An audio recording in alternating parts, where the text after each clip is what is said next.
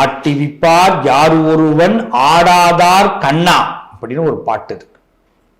ஆட்டுற விஷயத்துல யாராவது ஆட்டினாங்கன்னா யாரா இருந்தாலும் ஆடிதான் ஆகணும்.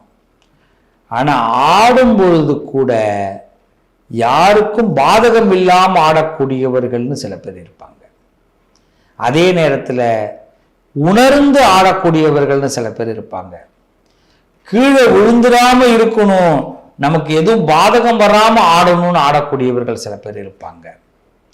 எப்பேற்பட்ட கொம்பனையும் கொம்பு சீவர பக்குவத்தோட ஆடணும்னு சில பேர் இருப்பாங்க. சோதனையான ஒரு பாதை, ரொம்ப குறுக்கு வழின்னு சொல்லுவோம். இந்த குறுக்க போற குறுக்கு வழி கிடையாது, அதாவது எப்படின்னா ஃப்ராடு பண்ணி போற வழி கிடையாது. நான் சொல்றது சின்ன பாதை, அதுக்குள்ள போனோம்னா பெரிய மலைக்கே போகலாம். சின்ன பாதை, அதுக்குள்ள போனா தங்க சுரங்கத்துக்கே போகலாம். இந்த பாதையில எவன்டா வண்டி ஓட்டுறது, இந்த பாதையில எவன்டா போறது அப்படின்னு எல்லாரும் ஒதுங்கி இருக்கும் பொழுது ஒருத்தன் போவான் பாருங்க. தங்கத்தின் மீது, அங்க தங்கம் இருக்கு, அந்த மலை இருக்கு, அதை தான் டார்கெட்ல வச்சுக்கிட்டு அந்த நபர் அந்த பாதையை கடப்பார், அதுல வெற்றியும் பெறுவார். அதனாலதான் சொல்றேன், யார் ஆட்டி வச்சாலும் அந்த ஆட்டத்துக்கும் ஆடக்கூடியவர்கள்னு ஒருத்தவங்க இருப்பாங்க. இதுல ஆட்டி வைக்கிறவன் நினைப்பான், பாரு நாமெல்லாம் ஆட்டி வைக்கிறவன் ஆடுறான் பாருன்னு. அவன் ஆடல, எல்லார்கிட்டையும் கைத்தட்டு வாங்கிக்கிட்டு இருக்காங்கிறது இவனுக்கு தெரியாது. யாருங்க இவ்வளவு புகழ்ந்து பேசுறீங்கன்னு தானே கேட்குறீங்க? எஸ், சிம்ம ராசிக்காரர்கள். சிம்ம ராசிக்காரர்களை சாதாரணமா எடை போட முடியாதுங்க, சாதாரணமா எடை போட முடியாது. அதாவது சின்ன எலிப்பொந்துல கூட எண்ணத்தை சேகரித்து வைக்கலாம்னு முடிவு பண்ணக்கூடியவர்கள். ஒவ்வொரு காலத்தையும் ஒவ்வொரு நேரத்தையும் தனக்கு தகுந்தபடிதான் கொண்டு போவாங்க. வேஸ்ட் ஆக்க மாட்டாங்க, விரயமாக்க மாட்டாங்க, வார்த்தைகளையும் விரயமாக்க மாட்டாங்க, காலத்தையும் விரயமாக்க மாட்டாங்க. ஆனா ஒன்றும் தெரியாத மாதிரியே இருப்பாங்க. இவரு இந்த அம்மாவை பார்த்தா என்னங்க, இவங்கெல்லாம் எங்க வெளியில வரப்போறாங்களா அப்படின்னு தோணும். இந்த ஐயாவை பார்த்தா எங்க வெளியில வரப்போறாரா, இவெல்லாம் சான்ஸே கிடையாதுங்க அப்படிலாம் சத்தியமணிலாம் சொல்லுவான். ஆனா அப்படியே புரட்டி போடும் காலம். ஏன்னா அமெரிக்கால இருந்தாலும் சரி, இந்தியாவில் இருந்தாலும் சரி, ஆதவன் ஒருவன் தான் இல்லையா? இங்க இருக்கிறவன் தான் அங்க இருப்பான், அங்க இருக்கிறவன் தான் இங்க வருவான். அமெரிக்காவுக்கு தனியா ஒரு சூரியனையும் இந்தியாவுக்கு தனியா சூரியனையும் ஆண்டவன் படைச்சான் இல்லையே? அதே மாதிரிதான் இந்த சிம்ம ராசிக்காரர்கள் எங்க இருந்தாலும் ஜெயிப்பாங்க, எங்க இருந்தாலும் பிரகாசிப்பாங்க. பிரகாசிக்கிறது மட்டும்தான் சிம்மத்தோடைய வேலை. நீங்க நினைச்சுக்கலாம், ஒரு சிம்ம ராசிக்காரரை கூண்டோட களைச்சு விட்டேன், கூண்டோட அழிச்சு விட்டேன், வெட்டி விட்டேன்யா அப்படின்னுவான் சில பேர். அங்கேருந்து விருட்சமா வளருவான். வளர்ந்துட்டானா அப்புறம் அடியோட வெட்ட முடியவே முடியாது. ஒரு தடவை வெட்டினது எப்படின்னு கேட்கலாம். இந்த ஒரு தடவை வெட்டலைன்னா இவ்வளவு தூரம் வளர முடியாது. அதனால சிம்மராசிக்காரர்களை பொறுத்த வரைக்கும் ஒரு சின்ன அடி விழுந்தா கூட அந்த அடியில கூட அதுக்கு கீழே இனிமே போகக்கூடாதுன்னு அதுல இருந்து மேலே ஏறுவாங்க. அப்படிப்பட்ட சிம்மத்திற்கு அஷ்டம சனி ஆரம்பமாகிறது. 8th place. எல்லாரும் சொல்லுவாங்க அஷ்டம சனி ஆட்டங்காலி அப்படின்வாங்க, அஷ்டம சனி அவுட் அப்படின்வாங்க. என்ன கிரிக்கெட் மேட்ச்னு நினைச்சிங்களா? ஒரு மேட்ச்ல தான் அவுட், அடுத்த மேட்ச்ல இதே டீம் வின் பண்ணும், கப்பு வாங்கும், கப்பு வாங்கும். ஆனா ஒரு மேட்ச்ல அவுட் ஆகும். ஒரு மேட்ச்ல அவுட் ஆனோன்னு நம்ம எல்லாம் நினைப்பான், முடிஞ்சு போச்சுரா அப்படின்னு. ஃபைனல்ல இவன் தான் வருவான். இந்த ஃபைனல்ல வரத்துக்காகவே பிறந்தவன் சிம்மராசிக்காரன். இதாங்க உண்மை. ஆனா அந்த அவுட்டு விழணும். ஒரு அவுட்டு விழணும்னா மற்றவங்க எதிரியை கொஞ்சம் சந்தோஷப்படுத்தணும், எதிரியே கொஞ்சம் சறுக்கணும். அவன் ஒரு சந்தோஷம் வரும்ல. நமக்கு ஒரு சோகம்னும் போது அவன் ரொம்ப சந்தோஷமா இருப்பான், ரொம்ப ஹாப்பியா இருப்பான். எப்பயுமே வயிறு தான் அந்த நம்ம உடம்புலயே பார்த்தீங்கன்னா எரியக்கூடிய பகுதிங்கிறது வயிறு தான், வேற எந்த பகுதியும் எரியாது. அந்த எரிச்சல் இருக்கிறவனுக்கு கொஞ்சோண்டு நம்ம லைட்டா கொஞ்சோண்டு தண்ணி கொடுப்போம். நம்ம நல்ல மனுஷங்கள்ல சிம்மராசிக்காரவங்க. வயிறு எரிஞ்சுக்கிட்டே இருந்தான், நம்ம கொஞ்சம் தோத்தோம், அவளுக்கு கொஞ்சம் தண்ணி கொடுக்குறோம், அவ்வளவுதான். இதை பார்க்கிறாரு கடவுள். கடவுள் இதை பார்க்கிறாரு. அப்ப பார்க்கிறாரு, என்ன சிம்மராசிக்கார தம்பி, என்ன தங்கச்சி, நீங்க உங்களை பழிச்சவன், உங்களை அவமானப்படுத்தினவன், உங்களை கேவலப்படுத்தினவனுக்கு கூட உதவி பண்றீங்களே, போ நீ அஷ்டம சனியா இருக்கட்டும், ஆல்ரவுண்டு சனியா இருக்கட்டும், உன்னை ஒன்றும் பண்ண முடியாது போ அப்படின்னு உங்களுக்கு ஒரு வரத்தை கொடுக்குறாரு. என்ன கொடுக்குறாரு? வரம். வரம் வாங்கி பிறந்திருக்கீங்க சிம்மராசிக்காரர்களே. அஷ்டம சனி உங்களை ஒன்றும் பண்ணாது, இது நல்லா தெரிஞ்சுங்க. ஆனா சனி ஒன்றும் பண்ண மாட்டாரு. கால் மேல காலை போட்டு நீங்க என்ன வேணாலும் ஆட்டம் ஆடலாம் நினைச்சிடாதீங்க. அந்த ஒன்றும் பண்ண மாட்டாரு நான் சொல்லல, உங்களை எந்த கஷ்டமும் படுத்த மாட்டார்னு சொன்னேன். கஷ்டப்படுத்த மாட்டார். காரணம், உங்க ராசிக்கு அதிபதி சூரியன். அப்பா என்னைக்குமே அப்பா கிட்ட எல்லா பிள்ளைகளுமே அடங்கி போகும். அப்பா தான் பிள்ளைகள்கிட்ட என்னைக்குமே அடங்காம போவாங்க. அதனாலதான் பிள்ளைகளுக்கெல்லாம் ஒரு நேரத்துல கோபம் அப்பாவை 2 திட்டு திட்டிப்பிடும். ஆனாலும் திட்டுனா கூட அப்பாவுக்கு ஒண்ணுன்னா பிள்ளைகளுக்கு உசுர விட்டுடும். இதானுங்க உண்மை. சனிக்கும் சூரியனுக்கும் ஆகாது. அதனால சூரியனை ஒரு நாள் சனி எதிர்க்காது, சூரியனுக்கு சப்போர்ட் தான். காரணம், சிம்மராசியில குரு இருப்பார். அந்த குரு என்ன பண்ணுவார்? ஒரு வாத்தியார். அவர் என்ன பண்ணுவார்? பையன்கிட்ட சொல்லுவார், சூரியனுடைய பையன்கிட்ட சொல்லுவார், இந்த நேரத்துக்கு நீங்க வராத, அப்பா இருக்கார் போ.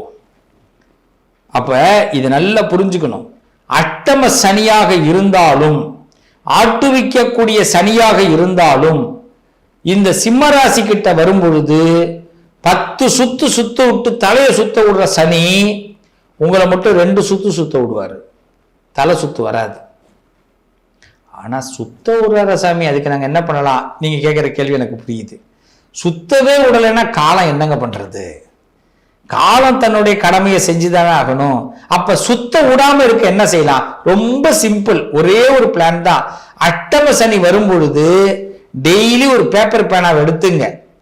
சிம்மராசிக்காரவங்க நான் சொல்றத ரெக்யூஸ்டா கேளுங்க. சத்தியம் சொல்றேன், அஷ்டம சனி உங்களை பாதிக்காம கொண்டு போறதுக்கு நான் வழி சொல்றேன். நீங்க செலவே பண்ண வேண்டாம். ஒரு பேப்பர், ஒரு பேனா தான். ஒவ்வொரு நாளும் முதல் நாள் சாயந்தரம் மத்தியானம் 3 மணிலேருந்து 7 மணிக்குள்ள நாளைக்கு எங்கெங்க போகணும், என்னென்ன செய்யணும் அப்படிங்கிறது எழுதிக்கிங்க. ஞாபகம் உள்ளவங்க மூளையில வச்சுக்கிங்க, ஞாபகம் இல்லாதவங்க எழுதி வச்சுக்கிங்க. அதை மட்டும் மறுநாள் செய்யுங்க. அவ்வளவுதான். பிளான் போட்டு வாழுங்க. இந்த பிளானிங்கை தான் சனி எதிர்பார்ப்பார். இந்த எந்த இடத்துலையுமே நான் பார்த்துக்கிறேன்டா, என்னால முடியும்டா, நான் சமாளிச்சிடறேன்டா அப்படி நினைக்க வேண்டாம். என் அப்ப சிவன் என்னை காப்பாற்றுவான், என் கடவுள் முருகன் என்னை காப்பாற்றுவான், என் சாமி பிள்ளையார் என்னை காப்பாற்றுவாரு, என் அம்மா துர்கா என்னை காப்பாற்றுவா, என் அம்மா வராகி என்னை காப்பாற்றுவா. இப்படி சாமி மேல பாரத்தை போட்டு நீங்க அதை எழுதுனீங்கன்னா உங்களுக்கு சக்சஸ். புரியுதா சிம்மராசிக்காரர்களே? இதுதான் கவனிக்கணும். ஆணவத்துல நீங்க கணக்கு போட்டாலும் போயிடும். சுவாமி மேல உங்க வாழ்க்கையில பெரிய லாபமே என்ன தெரியுமா? சின்ன வயசுல இருந்து பெரிய வயசு வரைக்கும் ஏதாவது ஒரு கடவுளோட பேரை உங்க வாய் முணந்துகிட்டே இருக்கும். சில பேர் கடவுளுடைய பேரை முனைவிட்டே இருப்பாங்க, சில பேர் குருவுடைய பேரை முனைவிட்டு இருப்பீங்க. யாரோ ஒருத்தவங்களுடைய பேரை நீங்க முனைவிக்கிட்டே இருக்கும் போது உங்ககிட்ட கெட்டது வர பயப்படும், வியாதி வர பயப்படும். அப்படியே வந்தாலும் அந்த வியாதியை விரட்டுறதுக்கு பல சக்தி உங்களுக்கு வரும். உங்களுக்கு இருக்கிற வியாதியில மற்றவனுக்கு வந்ததுன்னா என்னைக்கோ போய் சேர்ந்திருப்பான். ஆனா அந்த சிம்மராசிக்காரங்களுக்கு ஒரு வியாதி வந்தா கூட அந்த வியாதி தான் வெளியில போகுமே தவிர சிம்மராசியை ஒண்ணும் பண்ண முடியாது. காரணம், உடம்புல அந்த வார்த்தை ஏதோ ஒன்று சொல்லுவீங்க, அது எது வேணாலும் சொல்லலாம். சில பேர் சாமி பேரை சொல்லுவாங்க, சில பேர் மாமி பேரை சொல்லுவாங்க. ஆமா, ஆத்துக்காரி பேர் சொல்றதுலயும் ஒரு அர்த்தம் இருக்கு. யாரு பேரையாவது ஒன்று சொல்லிக்கிட்டே இருக்கணும். எல்லாம் பவர் தான். ஒரு பவர்ல இருக்கக்கூடியவர்கள் சிம்மராசிக்காரர்கள். ஒருத்தர் கிராமத்தில் ஒருத்தர் இருந்தாராம். இந்த கிராமத்தில் இருந்தவர் சாமி கும்பிட்றதே கிடையாது, சாமி கும்பிட மாட்டார், அவருக்கு பிடிக்கல. அவருக்கு உழவு வேலை, உழவு வயல் வேலை தான் முழுக்க அந்த வேலையில இருப்பார். அவருக்கு ஒரு உதவியாளர் இருந்தாராம். அவன் தான் அந்த தண்ணி பிடிச்சி வைக்கிறது, மாடு கட்டுறது எல்லாமே, இந்த எல்லா வேலையும் இவர் தான் பார்த்துட்டே இருந்தார். ஒரு நாள் அந்த விவசாயி இறந்து போயிட்டார். நல்லா கவனிக்கணும், விவசாயி ஒரு நாள் இறந்து போயிட்டார். பிறந்தா இறக்கணும்ல, இறந்துட்டார். உடனே யமலோகம் போயிட்டாங்க. யமலோகத்தில் போனோடனே அந்த விவசாயிக்கு ஒரு தீர்ப்பு கொடுக்குறாரு. சித்திரகுப்தன் சொல்றாரு, இந்த ஆள் உங்களை சாமியை வழிபாடவே பண்ணல ஐயா, அதனால இவரை நீங்க கொப்பரையில போட்டு பாட்டலாம், நரகத்துக்கு அனுப்பலாம் அப்படின்றார்.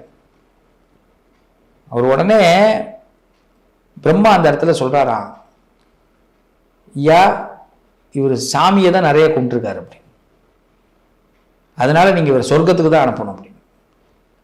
அப்புறம் உடனே பிக் பாஸ்ல கமலஹாசன் மாதிரி கமல் சார் சொல்வார் இல்லையா, பிக் பாஸ் குறும்படம் போடுங்க அப்படின்னு. உடனே குறும்படத்தை போட்டார் யமன். ஏன்னா அவருக்கு எப்பயுமே டீட்டெயில்ஸ் கரெக்டாக இருக்கும். பார்த்தா இந்த ஆள் ஒரு நாளைக்கு 100 தடவை இந்த வேலை பார்த்தா பாருங்க. இவருக்கு கீழே அவன் பேர் கந்தசாமி. ஏ கந்தசாமி மாட்டை கட்டுறான், ஏ கந்தசாமி அந்த மோட்டரை போடுறான், ஏ கந்தசாமி பயிரை எடுத்தியா, கந்தசாமி தண்ணியை கொண்டு வா. இவர் கூப்பிட்டது எல்லாமே கந்தசாமி தான். அந்த கந்தனை தான் கூப்பிட்டுருக்காரு. அப்ப எந்த ஒரு இடத்துல கூட கடவுள் ஏதோ ஒரு இடத்துல வாயில வருவார். நம்ம இதுதான் உலகம், இதுதான் நம்மளுடைய கர்மா காப்பாற்றும். அப்ப அந்த சிம்மத்தை பொறுத்தவரை ஏதோ ஒரு விதத்துல ஒரு பேர் உச்சாரணம் ஓடிக்கிட்டே இருக்கும். அது உங்க வாழ்க்கையில இன்னைக்கு வேலை செய்யும். இந்த அஷ்டம சனியில பெரிய அளவுல பலம் கொடுக்கும். நீங்க நினைச்சுக்கிட்டு இருக்கீங்க, உங்களையே நீங்க சாதாரணமா நினைச்சு பார்க்காதீங்க, உங்களையே உயர்த்தி பாருங்க. இது உங்களை உயர்த்துவதற்கான நேரமே தவிர தாழ்த்துவதற்கான நேரம் இல்லை. இதை மட்டும் நல்லா புரிஞ்சுக்குங்க. சிவனை அதிகமாக வழிபாடு பண்ணுங்க. அது மட்டும் இல்ல, நீங்க எந்த சுவாமியாவது ஒரு சுவாமிய மனனமா சொல்லிக்கிட்டே இருங்க. மந்திரம் கூட சொல்ல வேண்டாம், சுவாமி பேரை சொல்லும், ஏதோ ஒரு பேர். அதை சொல்லிண்டே இருக்கும்போது சனி உங்களுக்கு எந்த கருதலையும் கொடுக்க மாட்டார், ப்ராப்ளமே கிடையாது. இதை மட்டும் தெளிவா தெரிஞ்சுங்க. அஷ்டம சனியை கண்டு பயப்பட வேண்டாம். அஷ்டம சனியில இந்த சிம்மராசிக்காரர்களுடைய பலம் 8 திக்கிலும் தெரிய போகுது. இப்படிப்பட்ட ஒரு மனுஷன் இந்த உலகத்துல இருக்கான்னு 10 பேருக்கு தெரிய போகுது. இப்படிப்பட்ட ஒரு பெண்மணி இருக்கான்னு 10 பேருக்கு தெரிய போகுது. இது பலம் கொள்ற நேரமே தவிர இது பயந்து ஓடுற நேரம் அல்ல. வாழ்த்துக்கள், நல்லதே நடக்கும்.